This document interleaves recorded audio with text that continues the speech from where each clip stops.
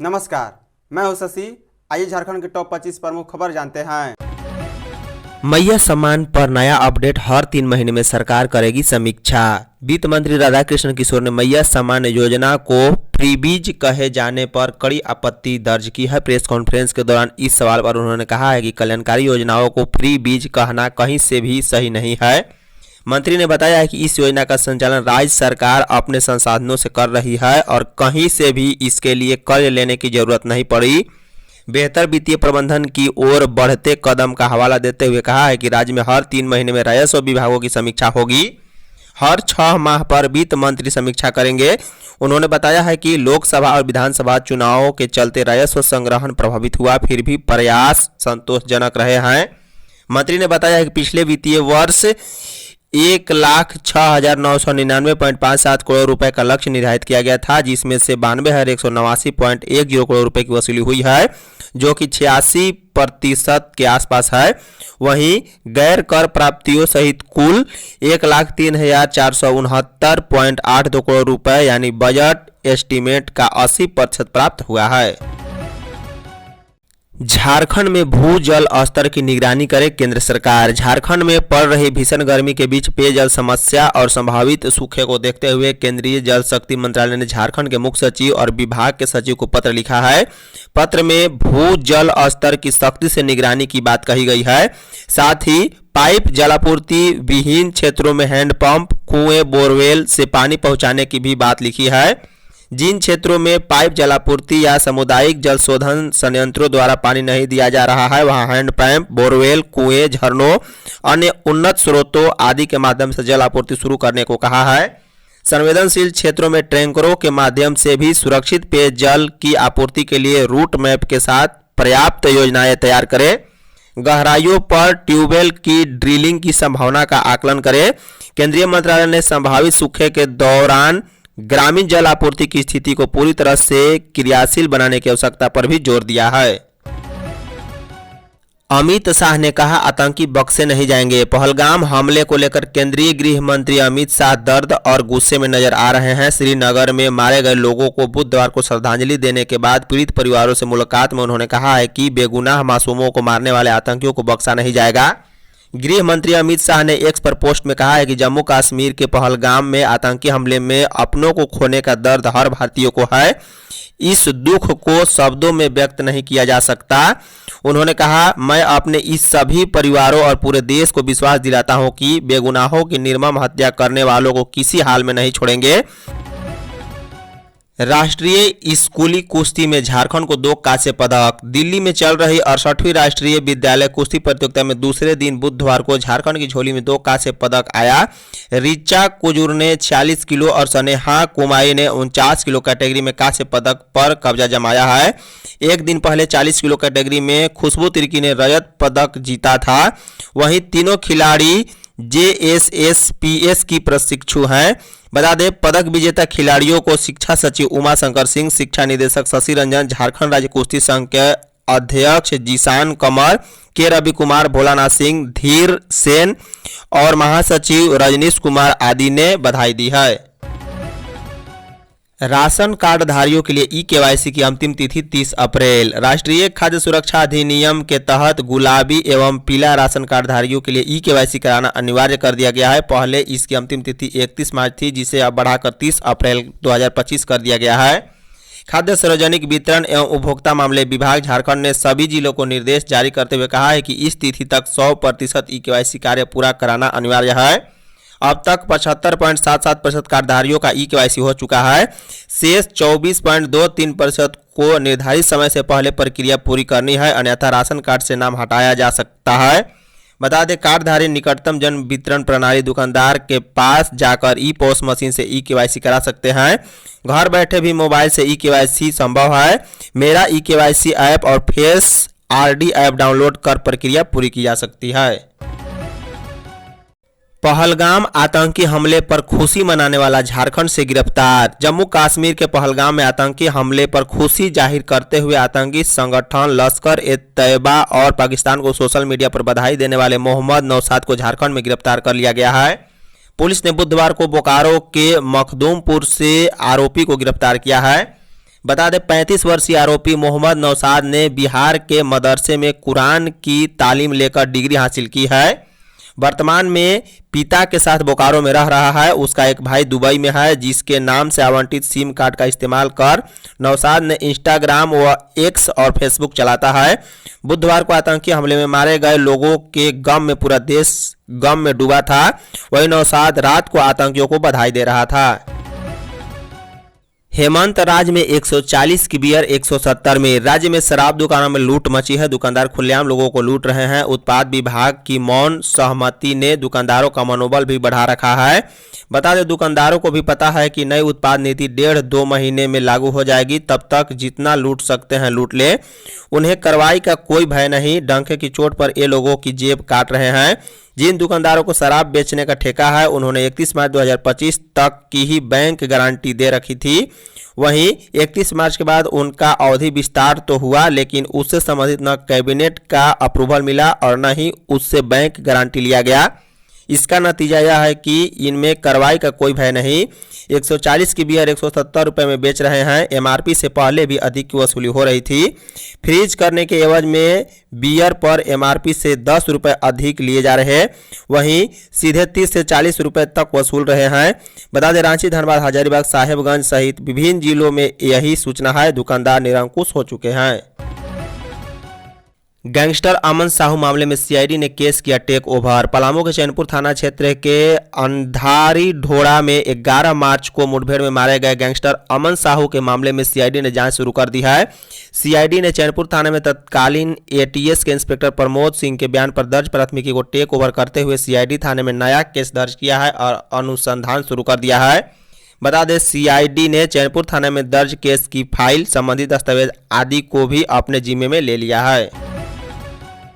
झारखंड के 4000 शिक्षकों को शोकॉज नोटिस जारी। टीचर्स नीड असेसमेंट टीएनए परीक्षा के लिए निबंधन नहीं कराने वाले 4000 शिक्षकों को झारखंड शिक्षा परियोजना परिषद ने शोकॉज किया है। इस संबंध में राज्य परियोजना निदेशक शशि रंजन ने सभी जिला शिक्षा पदाधिकारी व अधीक्षकों को पत्र भेजकर कहा है कि जिन शिक्षकों द्वारा टीएनए निबंधन नहीं किया गया है उनकी समीक्षा जिला स्तर पर की जाए। साथ ही 3 दिनों के अंदर निबंधन नहीं करने के कारणों को अंकित करते हुए रिपोर्ट उपलब्ध कराई जाए ताकि विभागीय सचिव को रिपोर्ट सौंपी जा सके। दरअसल झारखंड में पहली बार टीचर्स नीड असेसमेंट परीक्षा 24 से 28 अप्रैल 2025 के बीच होने जा रही है, जिसमें 1,10,444 के करीब सरकारी शिक्षकों को 15 अप्रैल तक निबंधन कराना अनिवार्य था। लेकिन जिलावार रिपोर्ट में पता चला है कि 1,06,093 शिक्षकों ने ही निबंधन कराया है। झारखंड में जल्द शुरू होगी 3 फिल्मों की शूटिंग। रामगढ़ फिल्म एसोसिएशन से जुड़े पदाधिकारियों ने मंगलवार को नाट्य रंगमंच के लिए उपायुक्त से मुलाकात की। इसमें नाट्य रंगमंच के लिए स्थल का चयन को लेकर चर्चा हुई। उपायुक्त ने प्रतिनिधिमंडल को आश्वस्त करते हुए कहा है कि बहुत जल्द ही रामगढ़ में नाट्य रंगमंच के लिए हॉल की व्यवस्था होगी, जहां लोग मनोरंजन के साथ अपनी कला का प्रदर्शन कर सकते हैं। वहीं एसोसिएशन के लोगों ने उपायुक्त को रामगढ़ में होने जा रही 3 फिल्मों की शूटिंग की जानकारी भी दी। जिला में जल्द ही 3 फिल्मों की शूटिंग शुरू होने जा रही है। लातेहार डीसी ने शुरू की जन सेतु ऐप। डीसी उत्कर्ष गुप्ता ने एक पहल की है। संभवतः यह झारखंड ही नहीं बल्कि देश में पहली पहल है। उपायुक्त ने जन सेतु नामक एक ऐप की शुरुआत की है। इस पर अपनी समस्या या जन सरोकार शिकायतें दर्ज करा सकते हैं। यह स्वतः अपनी शिकायत लेगा और ऑनलाइन पोर्टल में दर्ज कराएगा। इसके माध्यम से आप अपनी समस्या शिकायतों का अपडेट भी देख सकते हैं। आपकी शिकायत पर कितना काम हुआ है, आपकी शिकायत वर्तमान में किस अधिकारी के पास है और अब तक क्या कार्रवाई हुई है, सब आपके द्वारा दर्ज कराए गए अपडेट नंबर व्हाट्सएप नंबर पर मिल जाएगा। वहीं नागरिक अपनी शिकायत या समस्या 6287399707 पर व्हाट्सएप के माध्यम से कर सकते हैं।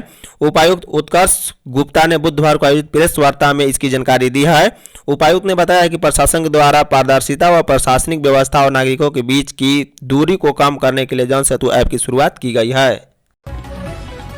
17 कॉलेजों के शिक्षकेतर कर्मचारी बाहर, आरयू में हड़कंप। रांची विश्वविद्यालय के अंतर्गत आने वाले सभी अंगीभूत महाविद्यालयों में अनुबंध पर कार्यरत इंटरमीडिएट आधारित शिक्षकेतर कर्मचारियों को लेकर एक बार फिर विवाद गहरा गया है। डोरंडा कॉलेज समेत 17 कॉलेजों में कार्यरत कर्मचारियों को 1 अप्रैल से अचानक मौखिक रूप से हटा दिया गया, जिससे विश्वविद्यालय में हड़कंप मच गया है। इस फैसले से प्रभावित कर्मचारी बेहद ही आक्रोशित हैं। बता दें करीब 170 कर्मचारी अपने हक की लड़ाई के लिए राजभवन के समक्ष लगातार 17 दिनों से धरने पर बैठे हैं। इन सभी को इंटरमीडिएट पाठ्यक्रम के संचालन के लिए नियुक्त किया गया था और उनका भुगतान झारखंड एकेडमिक काउंसिल जैक के माध्यम से किया जाता था। बता दें एस मेमोरियल कॉलेज के प्राचार्य राजकुमार शर्मा पर आरोप है कि उन्होंने कर्मचारियों को बिना किसी लिखित सूचना से हटा दिए हैं। डीजीपी ने मुठभेड़ में शामिल जवानों को किया सम्मानित। नक्सल विरोधी अभियान में सुरक्षा बलों को मिली बड़ी कामयाबी से झारखंड के डीजीपी काफी उत्साहित हैं। झारखंड के डीजीपी अनुराग गुप्ता बुधवार को बोकारो पहुंचे। यहां उन्होंने सुरक्षा बल के जाबाज जवानों की पीठ थपथपाते हुए बेहतर नक्सल विरोधी अभियान चलाने के लिए पुरस्कार देकर प्रोत्साहित किया है। बता दें कि झारखंड के बोकारो जिले के ललपनिया क्षेत्र के लुगु पहाड़ियों में सीआरपीएफ ने राज्य पुलिस के साथ संयुक्त अभियान चलाया था। इस अभियान के दौरान सोमवार को ललपनिया के लुगु पहाड़ी में सुरक्षा बलों ने मुठभेड़ के दौरान 8 माओवादियों को मार गिराया था। इसी कामयाबी से उत्साहित डीजीपी सहित झारखंड पुलिस और सीआरपीएफ के अधिकारी बोकारो पहुंचे और जाबाज जवानों की पीठ थपथपाते हुए बेहतर नक्सल विरोधी अभियान चलाने के लिए पुरस्कार देकर प्रोत्साहित किया है। गढ़वा में धूल से परेशान ग्रामीणों ने किया रोड जाम। सड़क निर्माण कार्य के दौरान समय समय पर पानी का छिड़काव किया जाता है, इससे धूल नहीं उड़ता है, लेकिन NH 75 गढ़वा मोड़ी सेवर मुख्य मार्ग पर इन दिनों ऐसे ही हाल है। धूल से परेशान ग्रामीणों में MGCPL कंपनी के खिलाफ आक्रोश है। इसे लेकर ग्रामीण सड़क पर उतर गए और रोड जाम कर दिया। दरअसल हाईवे 4 लेन का निर्माण MGCPL कंपनी करा रही है। कंपनी की कार्यशैली से नाराज प्रखंड मुख्यालय के लोग सड़क पर उतर गए और उन्होंने 5 नंबर पिलर के पास सड़क जाम कर दिया। ग्रामीण कंपनी द्वारा समय पर पानी का छिड़काव नहीं करने और अनियमितता के खिलाफ सड़क पर उतर गए हैं। रांची चौकीदार परीक्षा के दिन केंद्रों के पास रहेगी पाबंदी। रांची जिले में 27 अप्रैल 2025 रविवार को चौकीदार की भर्ती के लिए लिखित परीक्षा होगी। यह परीक्षा सुबह 9:30 बजे से लेकर 11 बजे तक चलेगी। परीक्षा शांति से हो, इसके लिए जिला प्रशासन ने खास तैयारी की है। परीक्षा के दिन हर केंद्र के चारों ओर 200 मीटर तक की सीमा में कुछ पाबंदियां रहेगी। सुबह 6:30 बजे से दोपहर 2 बजे तक वहां 5 या उससे ज्यादा लोगों को इकट्ठा होने पर रोक रहेगी। लाउडस्पीकर चलाना, हथियार लाना और किसी भी तरह की सभा या बैठक करना भी मना होगा। पुलिस और प्रशासन के अधिकारी वहां तैनात रहेंगे। परीक्षा रांची के 15 स्कूलों में होगी। बोकारो डीसी ऑफिस पहुंची ईडी की टीम। बोकारो के तेतुलिया वन भूमि फर्जीवाड़ा मामले को लेकर बोकारो में दूसरे दिन ईडी की दबिश जारी है। ईडी की टीम ने बुधवार को दूसरे दिन बोकारो डीसी कार्यालय पहुंचकर छापेमारी कर रही है। ईडी की टीम में शामिल अधिकारियों ने अपर समाहर्ता के कार्यालय कक्ष में बैठकर तेतुलिया वन भूमि मामले से जुड़ी कागजातों की मांग की। कागजात कार्यालय में पहुंचने पर उसकी पड़ताल कर रहे हैं। इस जांच पड़ताल के दौरान अपर समाहर्ता मुमताज अंसारी और बोकारो की डीटीओ को चास अंचल की पूर्व सीओ रह चुकी वंदना अधिकारियों के साथ मौजूद हैं। बता दें, जानकारी के मुताबिक बोकारो की वर्तमान डीसी के द्वारा वन भूमि को निगेटिव लिस्ट से हटा दिया गया था। इसके बाद से अभी तक 29 डीड से जमीन की रजिस्ट्री हुई है। वर्ष 2016 में बोकारो के वर्तमान डीसी के द्वारा उक्त भूमि पर 4H की कार्रवाई की गई थी। पहलगाम आतंकी हमले के विरुद्ध लातेहार में मशाल जुलूस। कश्मीर के पहलगाम में मंगलवार को पर्यटकों पर आतंकी हमले के विरोध में लातेहार में आक्रोशपूर्ण मार्च निकाला गया। इसमें बड़ी संख्या में जिलावासी शिरकत किए। लोगों ने आतंकी हमले के विरोध में पाकिस्तानी झंडा को पैर से रौंदा। साथ ही पाकिस्तानी पीएम के विरुद्ध जमकर नारेबाजी करते हुए पुतला दहन किया। इस दौरान सैकड़ों की संख्या में लोगों ने हिस्सा लिया और हाथों में मशाल के साथ हस्तलिखित तख्ती लेकर विरोध दर्ज कराया।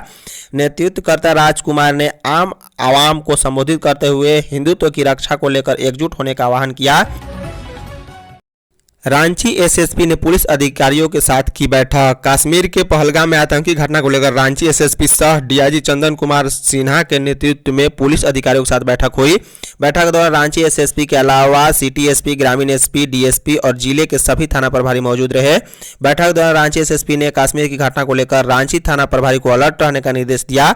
वहीं इस बैठक के दौरान रांची एसएसपी ने अपने थाना प्रभारी को निर्देश दिया है कि अपने अपने इलाके के सक्रिय अपराधियों की पूरी सूची तैयार करें।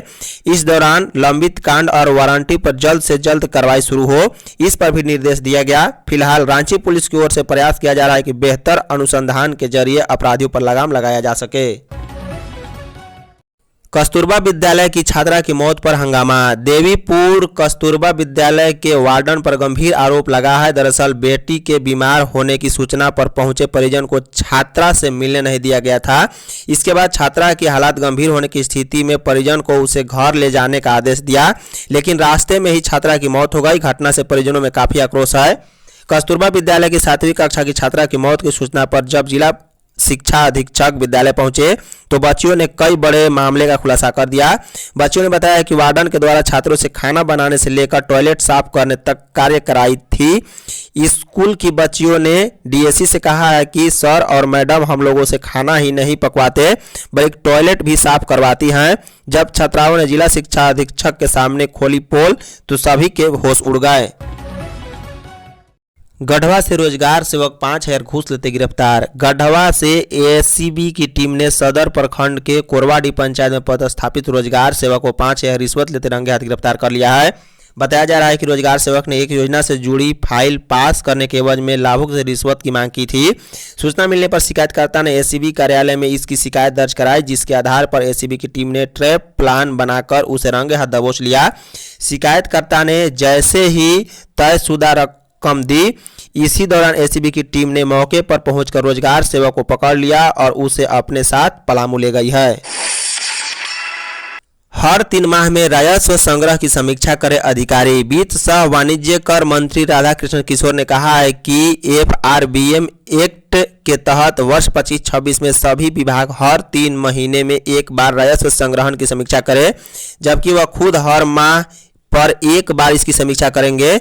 वित्त मंत्री बुधवार को सूचना भवन सभागार में पत्रकारों से बात कर रहे थे। उन्होंने कहा है कि राज्य के सभी प्रमंडलों का दौरा कर अधिकारियों को निर्देश दिए जाएंगे। जो प्रमंडल पीछे होंगे उसकी सहायता भी की जाएगी। पीएल अकाउंट की राशि का विवरण सभी विभागों से मंगाया गया है। पीएल अकाउंट में 2010 से जो राशि रखी गई है वह गलत है। इसकी समीक्षा पूरी संवेदनशीलता के साथ की जा रही है।